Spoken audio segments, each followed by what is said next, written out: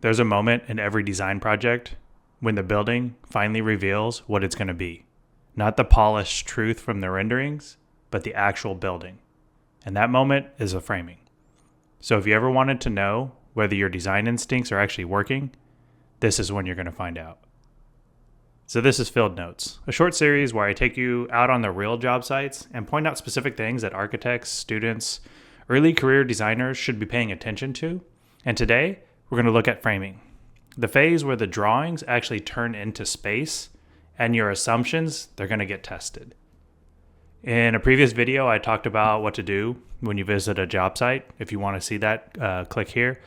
But the things you need to remember about that is make sure you're checking in with the superintendent, taking notes, wearing your PPE, bringing your tape measure with you, and just making sure you're asking a lot of questions and watching quietly in the background.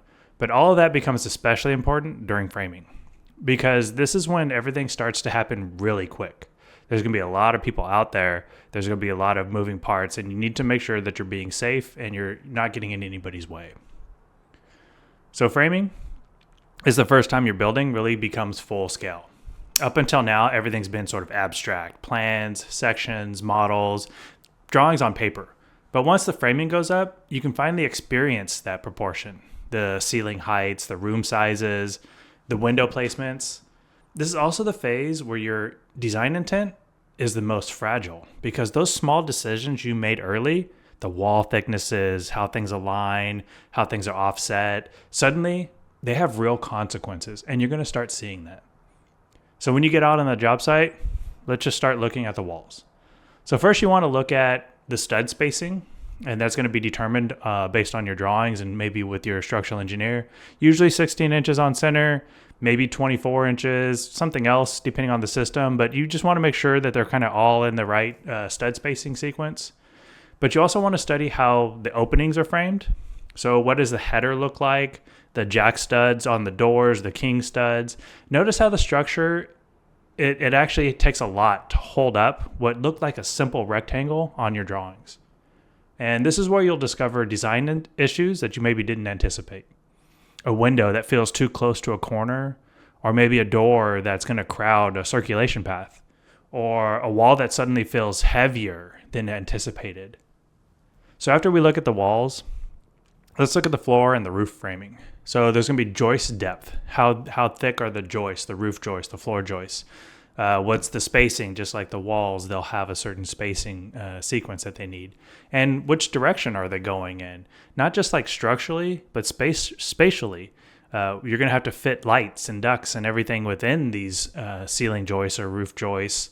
And you need to make sure they're going in the right direction so that when a duct goes through, it doesn't have to cross through a structure. Usually, hopefully, this has been coordinated early on with your engineers to make sure that you have the depth of the joists or the trusses for the duct to fit in and they're going in the right direction. But this is the time you're going to start actually seeing that. And for you, while you're out there, this is a great time to sort of mentally trace the load paths, like how the weight moves from the roof to the beams, to the columns, all the way down to the foundation. You don't need to calculate anything here. You just need to sort of understand that logic because that's going to help you later when you design.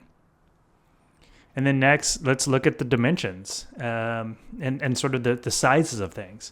This is where your tape measure or your laser measure really earns its keep. Measure your ceiling heights and your room widths. Check your clearances.